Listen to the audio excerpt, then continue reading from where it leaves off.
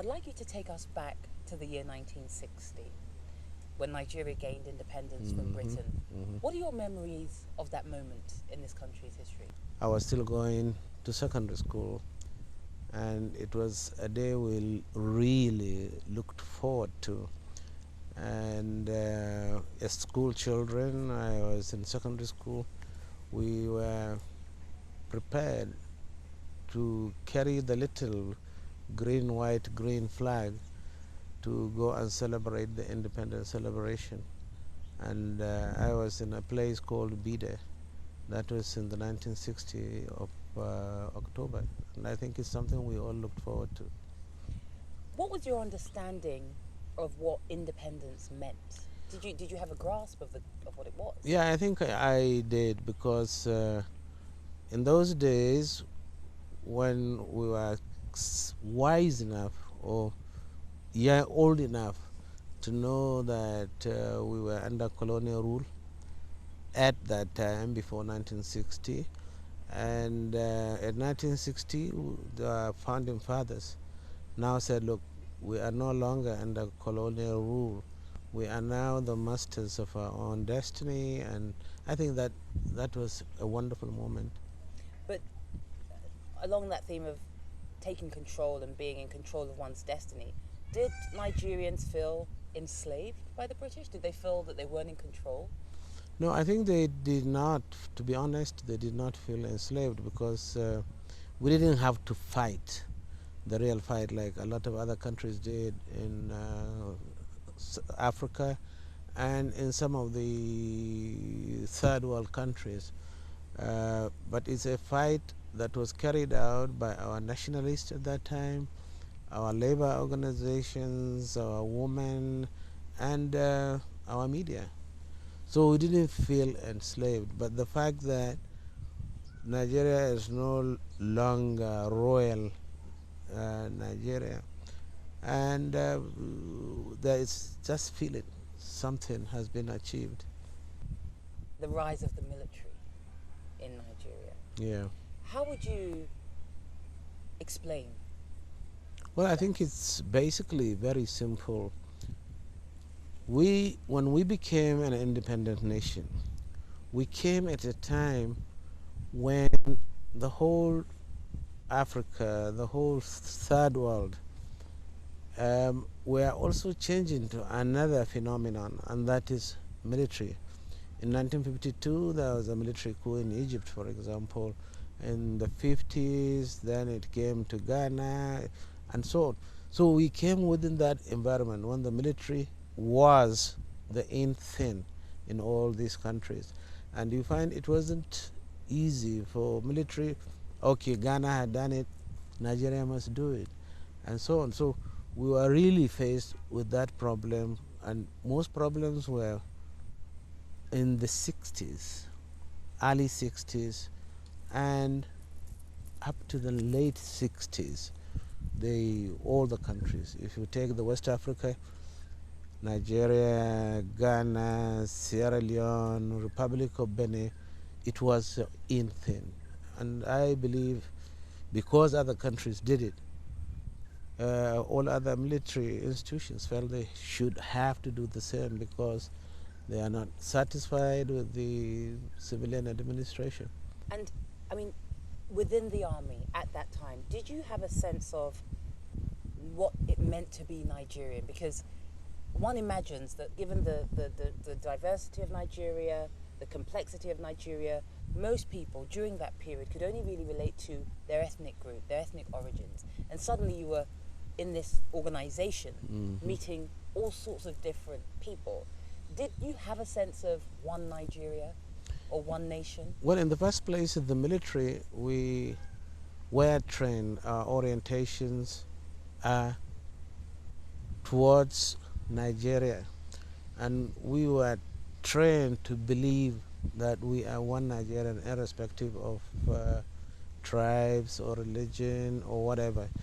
And I think we grew up this, at least the Nigerian army was what I will refer to as one institution that is really national in outlook, because the officers you mix with all others from all parts of the country. So we have always believed we are one country.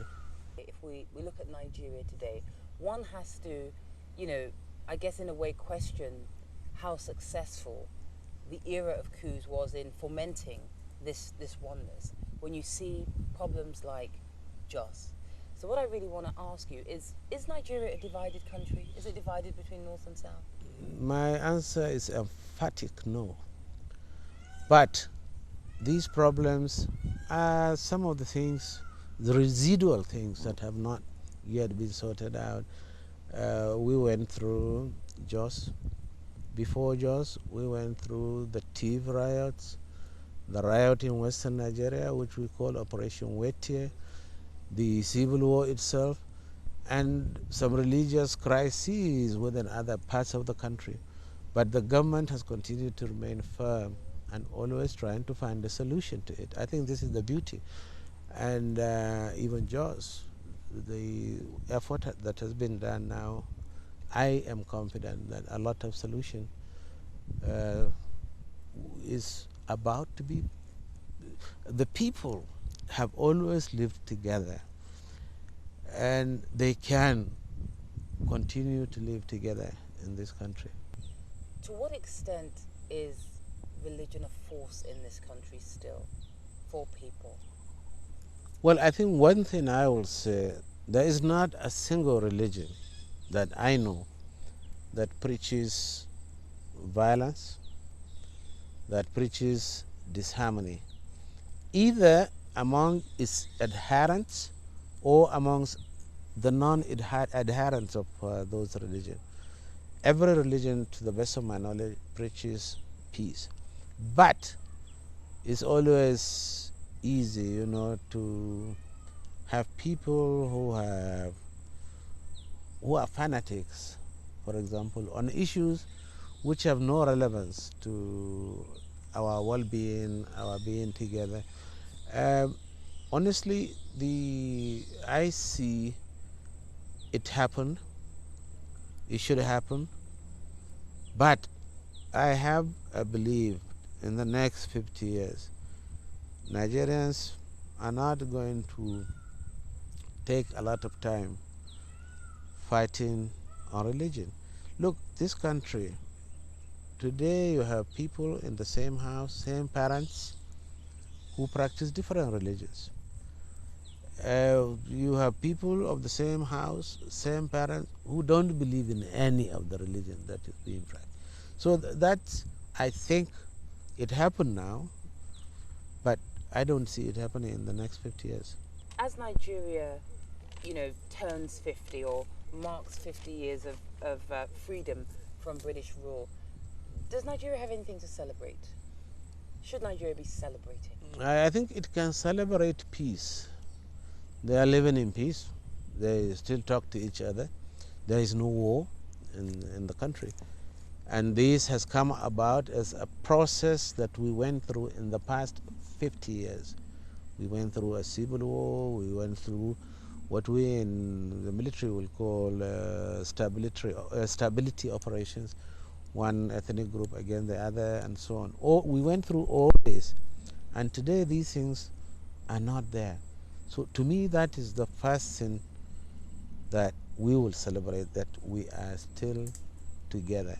Based on our founding fathers' vision, I think peace, as long as there is peace, there is something to celebrate. Paint a picture for me of where you want to see Nigeria in 50 years from now. Well, Nigeria is marking its 100 years of independence. In 50 years, I will be dead. Are you sure? But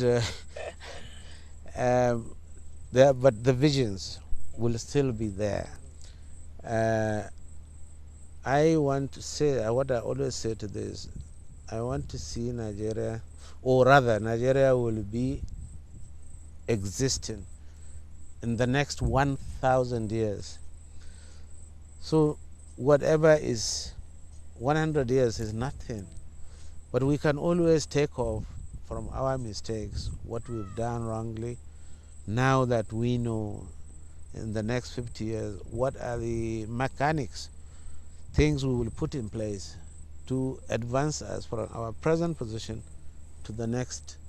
I don't expect that we should, in the next 50 years, we become something, a heaven or something. No.